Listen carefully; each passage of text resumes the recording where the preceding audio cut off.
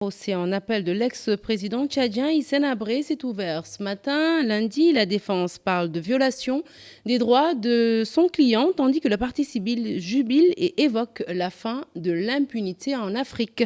Compte rendu de cette ouverture de procès avec Mamadou Fall et Thierno Laurent Mendy.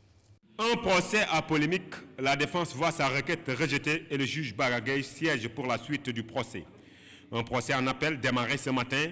Seule la défense avait droit aux paroles, mais celle-ci parle de violation des droits d'Hissène Habré. Ce qui a été dit au sujet du viol dont il a été accusé par une dame, Khadija Hassan Zidane. Il y a tellement de violations dans cette affaire, tellement d'erreurs de droit, tellement d'erreurs de fait, comme nous les avons développées tout à l'heure. Je crois quand même que la chambre d'appel ne peut pas tenir compte de tout ça. Violation des droits d'Hissène Habré, la partie civile n'en revient pas.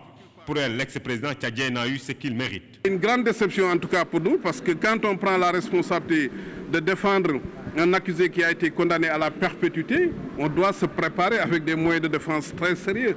Mais là, quand on nous dit on a condamné sur la base de simples déclarations, les témoins ne sont pas identifiés, il n'y a pas eu d'expertise, il n'y a pas eu de transport cellulaire, il n'y a pas eu de confrontation, mais tout ça a eu lieu, vous étiez présents. C'est le procès de l'Afrique qui marche inlassablement mais inéluctablement vers l'éradication de l'impunité. Le procès se poursuit et ce mardi sera au tour de la partie civile d'exposer devant le juge de la Chambre criminelle africaine. Pour rappel, Hissène Habré avait été condamné à perpétuité le 30 mai 2016, une décision attaquée en appel par les avocats commis d'office.